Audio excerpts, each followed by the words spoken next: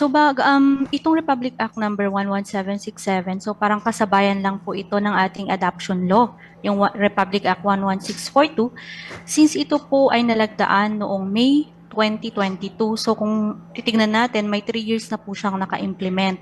So ano po ba yung gustong mangyari ng batas na ito, no? So dito sa Foundling Recognition and Protection Act na ito ay kinikilala po natin ang karapatan ng isang foundling child, no?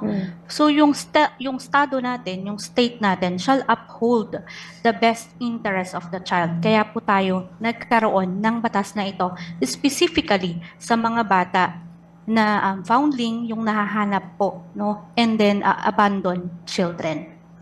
Ayan. Ma'am Marinalda, ano ba ito pong mga karapatan at proteksyon na maaari pong maibigay sa isang foundling child dito po sa batas po na ito, ma'am?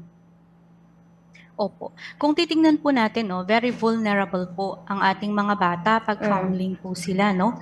So isa po 'yon na neglected na po sila, no? So dito nga po sa batas na ito ay tinatalakay niya yung karapatan ng mga foundling, specifically po sa pagkakaroon ng birth certificate. Dahil nga po, isang karapatan yon ng bata na magkaroon ng identity, magkaroon ng pangalan. Kung titignan po kasi natin noon, walang batas na sumasaklaw sa kanila. Ngayon, nakita po nila ito na paano nga ba itong mga bata na walang pagkakakilanlan. Dahil yun po yun pag foundling tayo, wala tayong pagkakakilanlan, hindi kilala kung sino ang parentage nito, hindi kilala ang background ng bata. So kung ilolocate natin, wala tayong ilolocate na parents. Since nga foundling, hindi natin alam ang background. So isa po yun, kaya po nagkaroon ng batas na ito para magkaroon po sila ng sariling identity. When we say foundling, Ma'am Marinalda, usually ito ba yung mga iniiwan habang sanggol ba sa harap ng simbahan, 'di ba? Sa harapan ng tahanan, minsan itinatapon po sa basurahan. Tama po ba, Ma'am Marinalda? Opo, nakakalungkot nga po yun, no? Dahil marami na po tayong nai-refer sa atin dito sa National Authority for Childcare, specifically dito po sa atin sa Regional Alternative Childcare Office 1, na kung saan nahahanap po itong mga bata kung saan-saan. And ang pinaka-worst sa basurahan, doon sa nakasabit with the cellophane. So marami pong circumstances, pero hindi po maganda. Karamihan po hindi maganda yung pagkakahanap sa kanila. So isa yun, kaya po na-create itong batas na ito para magkaroon sila ng protection. So kung sinabi po nating foundling, ito po ang mga batang walang pagkakakilanlan.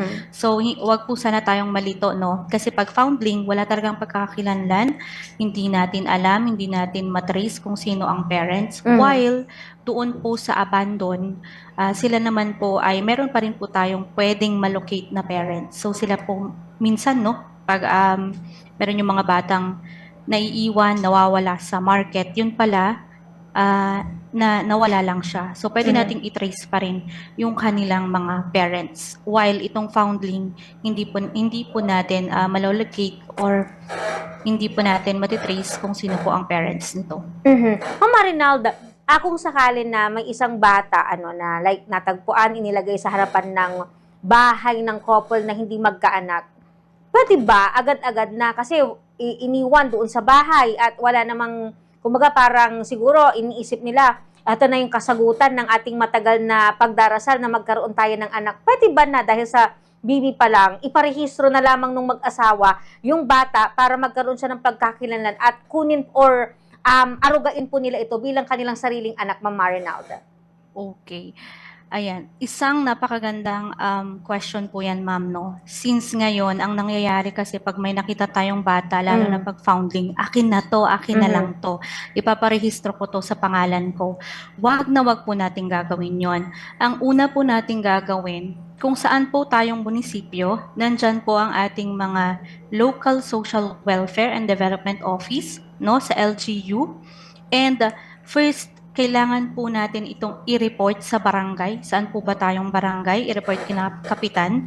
And then, i-report din po ito sa PNP, sa ating mga kapulisan for the police blotter. Mhm. Huwag po natin silang irerehistro under our name dahil alam naman po natin na mali sa batas ang mag-simulate ng birth certificate. So, pamemeke po yun ng birth certificate kung irerehistro natin sa pangalan natin. So, ang tamang gawin po, no, ay i-report ito sa barangay, i-report ito sa PNP, i-report po ito sa Local Social Welfare and Development Office para magkaroon po ng intervention. Mhm. Ngayon, kung may intervention po, ang ating mga Local Social Welfare and Development Office ay nakikipag-ugnayan po sila sa ating opisina. Tayo naman po sa opisina ay titignan natin kung meron pong available na licensed foster parent. Ngayon, kung gusto po nung nakahanap, no, na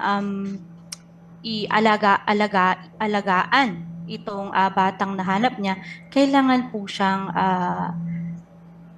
may proseso po kasi doon, kailangan nyo pong sumunod sa proseso, no? Kung gusto nyo bang maging alagain itong bata, magpalisensya po siya as foster parent. Pero may proseso po yun. At siguro, ma'am,